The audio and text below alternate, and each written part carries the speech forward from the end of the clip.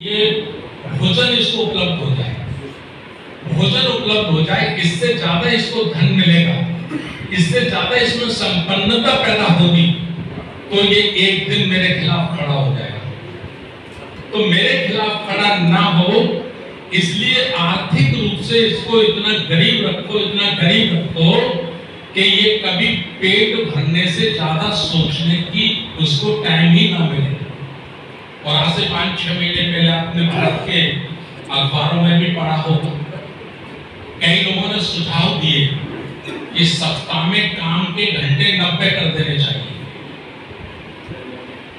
अखबारों में छपा था, आप लोग पढ़े थे, उसमें रीजन भी दिए वो कि 90 घंटे क्यों कर देने चाहिए। उसका रीजन दिए, रीजन में उन्होंने लिखा कि हम भारत की अर्थव्यवस्था को मजबूत करना चाहते हैं और भारत की अर्थव्यवस्था को मजबूत करने के लिए काम के घंटे हमको, राजेश चौहान साहब गलत कह रहा हूं मैं, छपा था ना।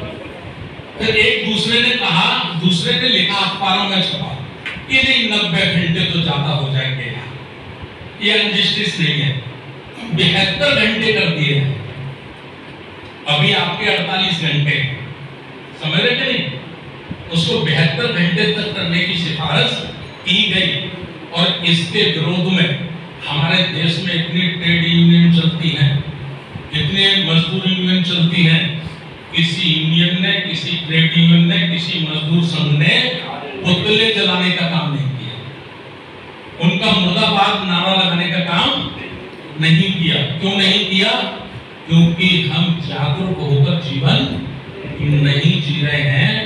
हम जिंदा तो हैं, लेकिन हमारी अवस्था किसी मुर्दे से कम नहीं है। हम जिंदा तो हैं, लेकिन जिस अवस्था में हम जीवन जी रहे हैं वो अवस्था मुर्दे के समान है। तो इसलिए हमने सोचा कि भाई 1 मई को श्रमिक दिवस मनाते हैं और कुछ कड़वी कड़वी बातें करते हैं। क्योंकि ये जो युग चल रहा है ना, ये युग कड़वी बात का नहीं चल रहा, ये मीठी मीठी बातों का चल रहा है ना। तो ये सारी बातें हैं, इसलिए मैंने ये निवेदन आपसे किया, ठेकेदारी प्रथा खत्म होनी चाहिए। और सबसे बड़ा नुकसान कौन कर रहा है हमारा, मालूम है? भारत में 90% जिसकी आबादी है उसके हक और अधिकारों का सबसे बड़ा कोई नुकसान कर रहा है।